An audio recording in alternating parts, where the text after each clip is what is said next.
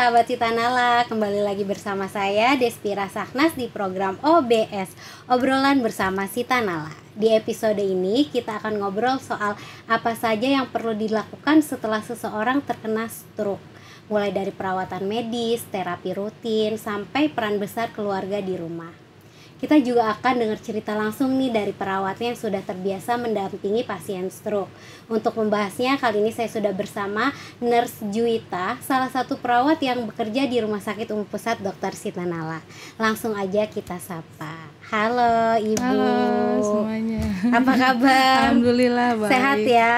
Ya, terima Sehat. kasih ya Ibu udah menyempatin hadir di OBS Podcast. Ya, sama-sama. Di tengah kesibukannya ya, maaf juga nih. Sebelumnya boleh memperkenalkan diri dulu untuk sahabat OBS di rumah. Halo sahabat OBS, saya Juwita, saya perawat di Rumah Sakit Citanala. Bekerja di sini sudah kurang lebih 20 tahun. Untuk di ruang neurologi saya sudah kurang lebih 2 tahun. Iya. Untuk di ruang yudhistira ya. Betul, ruang Tepatnya yudhistira. untuk perawatan penyakit yang saraf ya. Betul, berhubungan syaraf, neurologi dan bedah syaraf. Oke, boleh dulu nggak sih diceritain, mungkin sahabat OBS juga pengen tahu kenapa sih dulu memilih menjadi seorang perawat, terus seberapa penting sih pekerjaan ini untuk Ibu? Ya, jadi perawat itu sebenarnya awalnya saya dicemplungin. Oh, bahasanya dicemplungin, diceblosin. Sama ibu saya, kebetulan ibu saya juga perawat. Oh, ibunya Iya. perawat. Juga jadi lama kelamaan ya kita jadi mencintai kerjaan ini. Iya, karena kalau pasien pulang dengan keadaan sehat tuh ada kepuasan tersendiri gitu. Iya.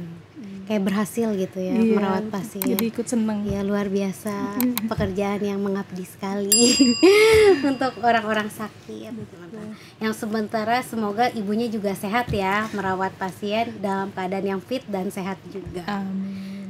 Kenapa sih dulu, karena tadi milih ikut karena orang tua ya, mungkin karena ngeliat pekerjaan orang tua, wow jadi ikutan tertarik juga ya. Terus boleh nggak sih diceritain dulu sama sahabat OBS di rumah, bekerjanya di ruangan apa, terus udah berapa lama? Oh iya, saya sekarang bekerja di ruang yudhistira. Itu ruang perawatan khusus neurologi atau syaraf dan bedah syaraf. Dan bedah saraf. Iya. Salah satu penyakit saraf ini adalah stroke ya tadi. Betul, stroke adalah salah Itu satunya. berarti sering merawat orang-orang yang terkena penyakit stroke ya. Iya, betul. Itu cara merawatnya gimana Bu? Karena kalau setahu aku ya, aku juga orang awam, kalau orang stroke itu kan nggak bisa bergerak, nggak bisa ngomong gitu ya, benar? Iya. Stroke itu ada yang ringan, ada juga yang berat. Untuk yang ringan biasanya ada kelemahan aja atau lemes di sebelah kanan atau sebelah kiri. Sarafnya yang nggak bekerja dengan baik mungkin. Betul, ada juga yang memang sampai dengan penurunan kesadaran atau tidak sadar, biasanya itu ke ICU gitu. Oh, ada juga Iya, yang sampai ke betul. ICU. Iya, dan itu juga ada hubungannya juga dengan bedah syaraf. Stroke-nya itu perdarahan atau tidak, ada tindakan operasi atau tidak gitu. Ya mungkin juga Ibu Juwita kan udah sering nih ngelawat pasien stroke. Terus gimana cara komunikasi dengan pasiennya? Sedangkan tadi katanya pasiennya kan ada yang sampai masuk ICU. Apalagi kalau misalkan mungkin yang mendampingin kan nggak mungkin 24 jam. Kalau ada pasien stroke yang membutuhkan bantuan, cara berkomunikasi Ibu Juwita dengan pasiennya itu gimana? Mungkin sahabat OBS juga pengen tahu. Kalau cara berkomunikasinya, pertama kita lihat dulu kemampuan komunikasinya sampai mana. Ada yang masih bisa berbicara agak jelas, ada yang sudah tidak jelas, ada juga yang bisa memproses kata-kata kita dengan cepat, ada juga yang lama. Jadi biasanya kita setelah mengkaji gitu ya kebutuhannya gimana, kita bisa komunikasi itu dengan bahasa isyarat, atau juga kalau pasiennya masih bisa menulis pakai kertas dan pulpen, atau pakai HP kalau masih bisa sedikit mengetik gitu. Biasanya kita komunikasi perlahan aja. Jadi sampai maksudnya juga buat belajar daya motoriknya ya, bisa sambil nulis, ngetik HP, itu juga butuh kesabaran dan harus sama-sama punya chemistry ya. Mungkin karena Ibu Juwita juga udah sering kan merawat pasien stroke dengan yang tingkat kesabaran yang luar biasa itu. Bagi tadi komunikasi butuhnya dengan nulis sambil belajar juga. ada nggak sih dari merawat pasien stroke tersebut ada kayak tantangan terbesar dari Ibu Juwita sendiri gitu? Iya, kalau tantangan dari diri saya sendiri biasanya kesabaran. Betul. Ya, Aku juga kayak ngeliatnya ibunya juga ngomongin lembut dia. Kayak udah terlatih kesabarannya gitu. kesabaran ya, juga keluarga, keterlibatan keluarga itu betul. tantangan juga. Peran keluarga juga Betul, sangat karena penting ya. ada ya kesabaran juga kan dari keluarga, ada yang sabar, ada yang juga Kurang sabarnya. Kurang sabarnya. betul. Kadang kan misalnya misalnya pasien sudah tua, istrinya atau suaminya mungkin sabar, cuma anak-anaknya kan mungkin perlu lagi kita edukasi juga ke anak-anaknya gitu. Memberikan edukasi juga Betul. untuk keluarga ya. Iya. Ada nggak sih pas Ibu Juwita lagi ngerawat pasien stroke nih, dia kayak ada yang nggak tidak bersemangat lagi gitu, terus cara Ibu Juwita membangun semangat dia untuk sembuh lagi gimana? Ya, banyak sih ya, Banyak. sering terjadi ya, Sering apalagi terjadi. kalau yang tadinya aktif bekerja misalnya, terus Betul. tiba-tiba dia kena serangan stroke kan, jadi merasa tidak berdaya, merasa tidak berguna, biasanya perasaannya seperti Langsung itu. jadi down ya, turun Ya, banget. semangat untuk sembuhnya juga biasanya turun. Jadi kita biasanya menyemangati pasien dengan memberikan apa ya, pujian atau semangatnya tuh Kayak memberikan harapan iya, lagi dari gitu. kemajuan yang dicapai walau cuma sedikit. Misalnya tadinya belum bisa menggerakkan tangan, ini sudah bisa sedikit. Mulai Jadi digerakin ya tangannya. kita apresiasi semua kemajuan sesedikit apapun. Misalnya tadinya susah menelan, kan biasanya kalau pasien stroke itu Oh, susah makan juga. iya, jadi karena motoriknya melemah, termasuk ke otot-otot menelan juga gitu. Jadi dia kadang harus hati-hati karena takut tersedak kan. Jadi misalnya kemajuan itu pun sedikit kita apresiasi. Jadi biar Jadi dia pasiennya kayak ada semangat. semangat ya. Betul, juga dari keluarga juga kita minta memberi semangat terus. Peran keluarga utama ya. Iya, juga dari spiritualnya juga, misalnya Spiritual kayak ya, gimana tuh? misalnya nanya ke keluarga apakah ada kena orang yang di ini kayak ustadz atau apa bisa untuk ngasih semangat si bapak gitu. Rohani, Iya, ya, rohani betul. gitu. Kayak Jadi gitu biar dia biasanya. semangat Iya, lagi dari ya, keluarga jangan biasanya kan putus ada asa. yang dekat dengan ustadz apa, misalnya bisa minta dipanggil biar semangat si bapaknya atau si ibunya gitu. Tapi selama merawat pasien stroke ada yang seperti itu? Ada. Ya, dia ketika ada kemajuan sedikit kita langsung semangatin lagi, ayo pak, misalnya gitu. Ya luar biasa ya, Iya, Ibu bapak Juwita. hebat, nah, gitu seperti itu. Jadi teman-teman tim juga di ruangan alhamdulillah sudah mengerti cara menyemangati pasien dan lain-lain kayak gitu. Biasanya kalau di ruang Yudhistira yang terkena penyakit stroke ini ada nggak sih yang dari usia muda, kalangan muda? Yang setahu aku kan orang-orang tua tuh yang udah Iya. mudah terkena penyakit stroke. Ada nggak Bu Juwita yang Ada. kena anak muda? Iya, ada. Biasanya karena gaya hidup ya. Oh, pola gaya hidup. Iya, gaya hidup dari makanan atau dari kebiasaan merokok. Gitu. Bisa juga dari genetik juga bisa. Jadi dari darah tingginya biasanya. Emosian kayaknya darah tinggi. Jadi kalau iya penyakit hipertensi atau darah tinggi itu bisa juga kan menurun ke anak atau keluarga anak atau turunan cucu ya? ya bisa. Jadi misalnya dia ada penyakit darah tinggi bisa juga kemungkinan ke arah stroke gitu.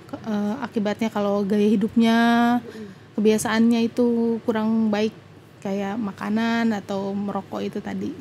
Biasanya kalau di Rumah Sakit Pusat Dr. Sitanala ini untuk perawatan penyakit stroke itu berapa lama Ibu Juwita?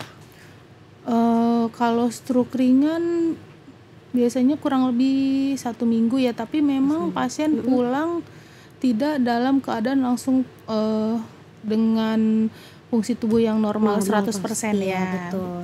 Jadi Tapi setidaknya sudah mulai ada perubahan ya. betul ya. Karena kemarin juga aku sempat lihat katanya tiba-tiba kalau stroke itu kan nggak bisa bergerak ya kayaknya.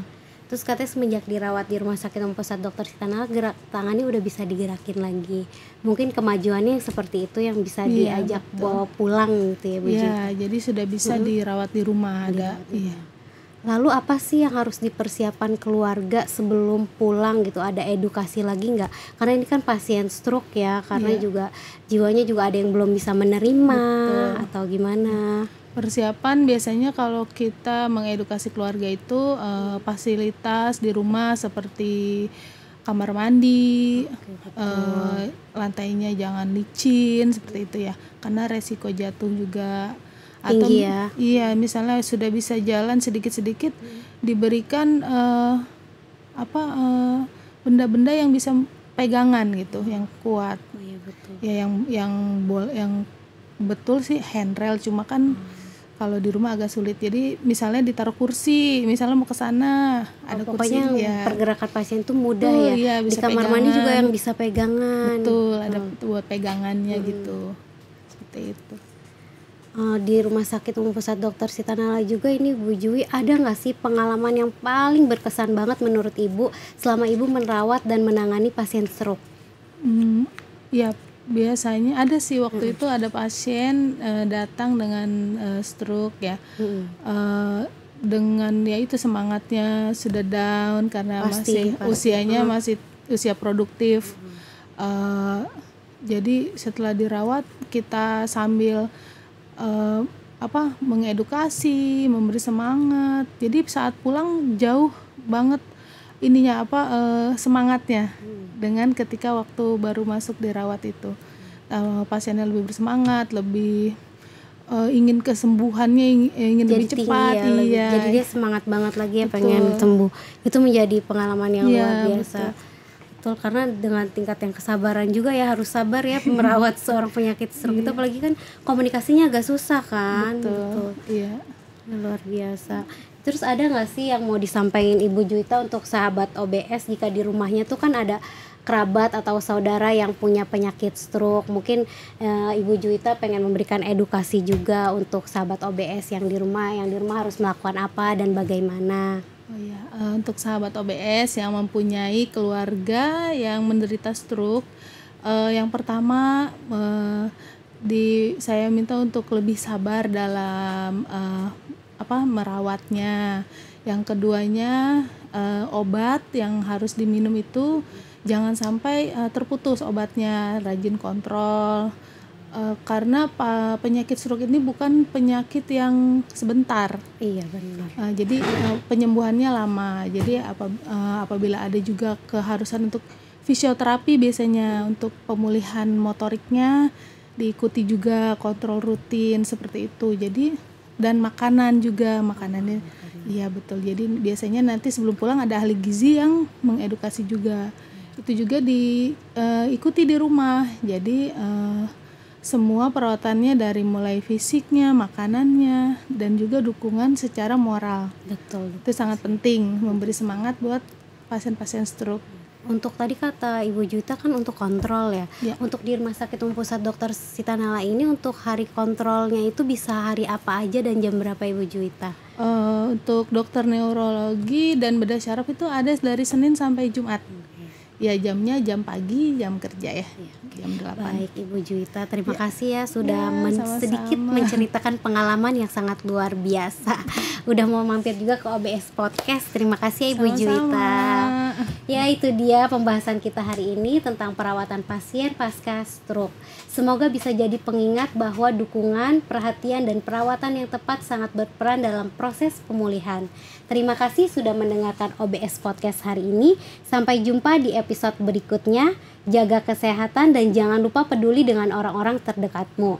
Jika kamu merasa informasi ini bermanfaat, jangan lupa share ke teman-teman kamu ya. Dan jangan lupa juga untuk tetap mendukung podcast ini dengan cara subscribe, like, comment, and share di channel YouTube kami di bawah sini.